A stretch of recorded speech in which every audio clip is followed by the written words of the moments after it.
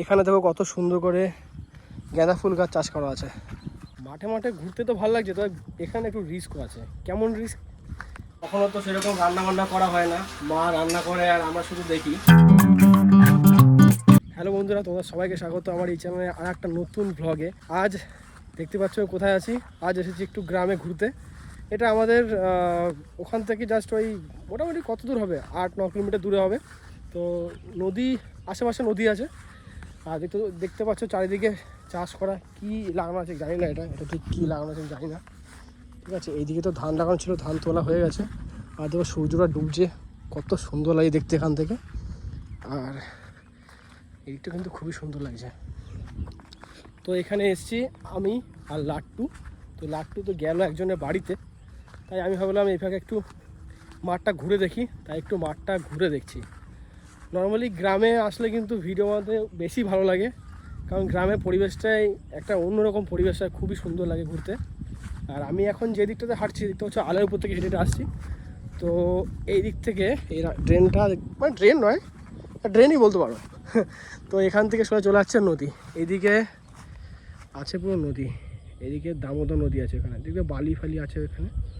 তো এদিকে দামোদর নদী আছে, ঠিক আছে। তো এই হচ্ছে এই সাইডটা। এখানে দেখো কত সুন্দর করে গাঁদা ফুল গাছ চাষ করা আছে,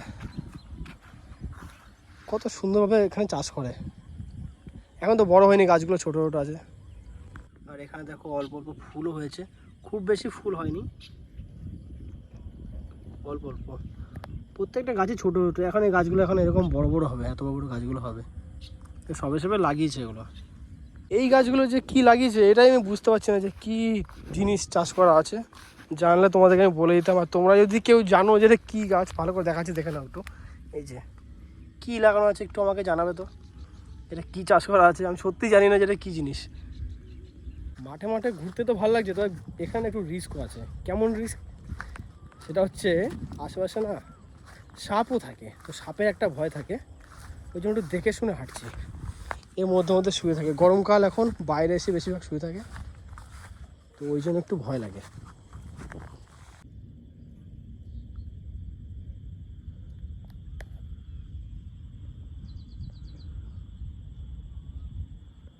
গ্রামের মধ্যে এলে না একটা ফ্রেশ এয়ার পাওয়া যায়, ফ্রেশ, একবারে কোনো পলিউশন নেই, কিছু নেই, ফ্রেশ পুরো পিওর অক্সিজেন গ্রামের মধ্যে পাওয়া যায়। কারণ চারিদিকে এত চাষবাস, এত সবুজ, ঠিক আছে, এই জিনিসটা তো সবথেকে বেশি ভালো লাগে। আর এই দিকটা আর বেশি যাবো না, ঠিক আছে, এইদিকে আর যাওয়ার রাস্তা নেই, এই পর্যন্তই রাস্তা। এই যে ওই দিকে দেখতে পাচ্ছ ডাম্পার যাচ্ছে ওইখান থেকে, ওটা নদীর পাড়। আমি দেখাচ্ছি তোমাদের, ঠিক করে দেখো।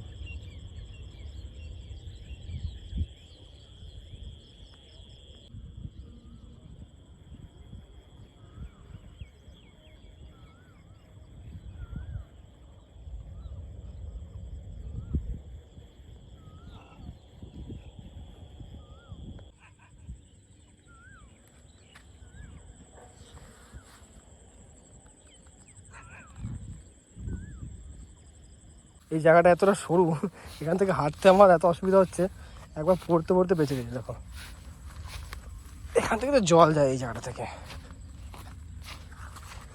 আমাদের বাড়ির পাশেও তো আগে ধান মাঠ ছিল, ওখানে ওই সিজনে সিজনে ধান চাষ হতো। তো এখন তো ওখানে চাষ হয় না, ওখানে এখন ফ্যাক্টরি হয়ে গেছে। না হলে আমাদের ওইদিকে পরিবেশটা খুব সুন্দর ছিল। যবে থেকে ফ্যাক্টরি বসেছে তবে থেকে পুরো বাজে, পলিউশন আর পলিউশন, একদম ভালো লাগে না। কিন্তু ওখানে অন্য কিছু চাষ হতো না, ওখানে সবসময় ধান চাষটা বেশি হতো নর্মালি। এখানে যেমন 12 মাস চাষ হয়, 12 মাস, কখনো ফুল, কখনো বাদাম, কখনো আলু, কখনো টমেটো, যেই সিজনে যেই সবজি চলে সে সমস্ত জিনিসগুলোই এখানে চাষ করা হয় 12 মাস। কিন্তু আমাদের এখানে 12 মাস হতো না, সিজনে একবার ধান চাষ হয়ে যেত, ব্যাস শেষ।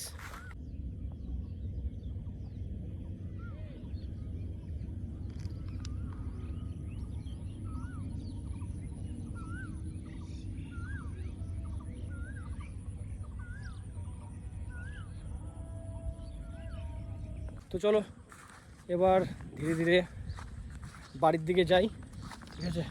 অনেক ঘুরে নিয়েছি, একা একা এলাম। লাট্টুকে তো বললাম আসার জন্য, এলো না। ওই দেখো লাট্টু স্কুটি নিয়ে আসছে, ওই যে। গুড আফটারনুন সবাইকে। কালকে তো গিয়েছিলাম গ্রামে ঘুরতে, অনেক দিন পর একটু গ্রামে ঘুরতে গেছিলাম। আমি আর লাট্টু গেছিলাম, দিয়ে ঘুরে আস্তে আস্তে আমাদের অনেক রাত হয়ে গেছিলো। এসে আমি নিজে কিছু কাজে ব্যস্ত হয়ে পড়েছিলাম, ওই জন্য ভিডিও কালকে আর শ্যুট করিনি। আফটারনুনটা কেন বলছি, সকাল দিক থেকে ভাবলাম ভিডিও শ্যুট করবো, সকাল দিক থেকে হয়নি। সকাল দিক থেকে অনেক কাজ ছিল, কাজগুলো তোমাদের সাথে বলি যে কী কী কাজ ছিল। সকাল দিক থেকে উঠে গেলাম একটু বাজারে কিছু কেনাকাটি করার জন্য। এই করতে করতে হয়ে গেল দুপুর। এখন বাজে দুপুর 1টা, এখনও আমাদের রান্নাবান্না কমপ্লিট হয়নি। তার কারণ আজকে চিকেন কিনে নিয়ে এসেছি, ভাবলাম আজকে আমি চিকেনটা রান্না করি। মায়ের তো গরমের অবস্থা খারাপ, ঠিক আছে, ওই জন্য মাকে বললাম মা তুমি রেস্ট করো, রান্নাবান্নাটা আজকে আমি করি। ভাতটা তো বাইরে নর্মালি কাঠে করে নিয়েছি, চিকেনটা শুধু এখন রান্না হবে। আর আজকে কেন কয়েকদিন ধরে এত গরম পড়েছে, গরমে একদম টেকা যাচ্ছে না। আমার মুখ দেখে বুঝতে পারছো যে ননস্টপ ঘেমে যাচ্ছি আমি। তার মধ্যে চুলগুলো এত বড় হয়ে গেছে, চুলগুলো কাটতে যাওয়া হচ্ছে না। এই গরমের জন্য চুলগুলো কাটতে যেতে পারছি না, একটু সময় পাচ্ছি না চুল কাটতে যাওয়ার জন্য। তো চুলটা ভাবছি কাটবো, কয়েকদিন পর কাটবো, নাহলে গরমে থাকা যাচ্ছে না। একদমই চুল দাড়ি প্রচুর পরিমাণে বড় হয়ে গেছে, দেখতে পাচ্ছি কেমন দেখাচ্ছে মুখটা। আর দেখো কেমন ঘেমে যাচ্ছি। তার মধ্যে ফ্যানটাকে বন্ধ করে দিলাম, আর বাইরে একটু হাওয়া চলছে। আজকে তো বাইরে তাও বাইরে একটু হাওয়া চলছে, ঠিক আছে। এই জানলার ধারে দাঁড়িয়ে আছি বলে একটু হাওয়া লাগছে। আর রান্নার সমস্ত কিছু আয়োজন করা হয়ে গেছে, তো চলো তোমাকে দেখাচ্ছি গিয়ে। তো রান্নার সমস্ত কিছু আয়োজন এখানে করা হয়ে গেছে। আলু কেটে নিয়েছি, এখন মতো মশলা সেরকম কিছু করা হয়নি। আর মাংসটা ধুয়ে এনে এখানে রেখে দিয়েছি, ঠিক আছে। এবার এটাকে এখনও ম্যারিনেট করতে হবে, তারপরে আরও মশলা অনেক কিছু করা বাকি আছে, সেগুলো করতে হবে। তো কীভাবে করবো ওটাই ভাবছি, এত গরম পড়েছে রান্না করে ঢোকা যাচ্ছে না। তো যাই হোক, দায়িত্বটা যখন নিয়েছি তো সেটা করতেই হবে। তো চলো এখন যাই, গিয়ে রান্নাবান্না কাজে লেগে পড়ি। আমাদের গেটের পাশটাতে দেখো কত সুন্দর এখানে একটা কুমড়ো গাছ হয়েছে। এখানে বীজ ফেলা ছিল, সেই বীজের থেকে অটোমেটিক বেরিয়ে গেছে এখান থেকে। পেয়ারা গাছে পেয়ারাগুলো দেখো মোটামুটি ভালোই বড় বড় হয়ে গেছে। এই একটা, ঠিক আছে, এইবার করি এসছে নতুন নতুন। তো এগুলো খাওয়ার মতন এখন হয়নি, দেখতে পাচ্ছি এখনও কোষ্ঠে পেয়ারাগুলো। তো এখন আমি রান্নাবান্না করতে বসে পড়েছি, আর মা মশলাটা করে দিয়ে চলে গেল। এখন আলু ভাজছি, ঠিক আছে। আর গরমে দেখতে পাচ্ছি আমার মুখের কী অবস্থা। তো চলো এখন তাড়াতাড়ি করে, আলু ভাজাটা প্রায় হয়ে গেছে, এটা এখন চলো তুলে নিই।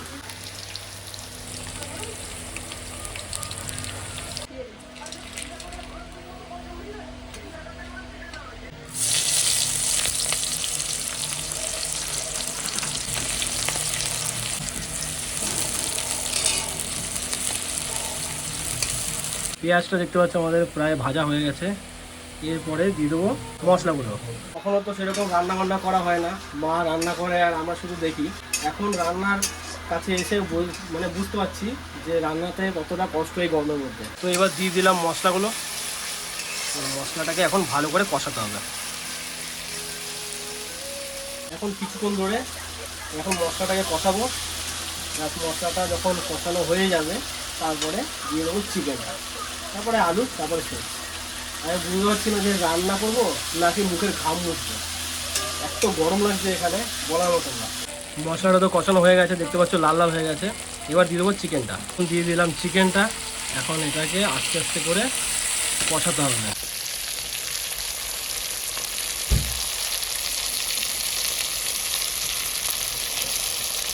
মাংস কষানো হয়ে গেছে, তারপর দিয়ে দিলাম জল। এখন এটা মোটামুটি 6-7 মিনিট ধরে এখন এইভাবে ফুটবে, কারণ ঝোলটাকে টানাতে হবে। এবার এটাকে একটু ঢেকে রেখে দেবো, ঢাকা থাক। প্রত্যেকবারের মতনই যখনই মাংস রান্না করি একটাই নিয়ম, কষা মাংস খাওয়া। এই যে সব থেকে বেশি ভালো লাগে কষা মাংস খেতে। মাংস রান্না তো হয়ে গেছে, এবার আমি যাবো স্নান করতে। তো চলো এখন যাই, গিয়ে স্নান করে আসি, এসে তারপর তোমাদের সাথে কথা হচ্ছে। দুপুরে খাওয়া দাওয়া করতে বসে পড়েছি মাংস ভাত নিয়ে, আর শুধু প্লেন মাংস আর ভাত, আর কিছু নাই। আমাদের ঘরে মাংস ভাত রান্না করলে আর কেউ কিছু খায় না, তাই জন্য শুধু রান্না হয়েছে মাংস আর ভাত। তো চলো এখন তাড়াতাড়ি করে খেয়ে নিই। খাওয়া দাওয়া করে আমি গেছিলাম একটু বাজারে একটু কাজ ছিল, কাজ করে এখনই এলাম। আর এত গরম পড়েছে, বাজারে যেতে যেতে অবস্থা খারাপ হয়ে গেছে। এবার একটু রেস্ট করব। আর চলো আজকের ভিডিওটা এখানে শেষ করছি। ভিডিও তোমাদের কেমন লেগেছে অবশ্যই কিন্তু কমেন্ট করে জানাবে। আর যদি তোমাদের ভিডিওটা ভালো লেগে থাকে ভিডিওটাকে লাইক করবে, চ্যানেলে যারা নতুন আছে অবশ্যই চ্যানেলটাকে সাবস্ক্রাইব করে নিও। তো চলো তোমার সাথে দেখা হচ্ছে নেক্সট ভিডিওতে। তোমরা সুস্থ থেকো, ভালো থেকো, আর এখনকার মতন বাই।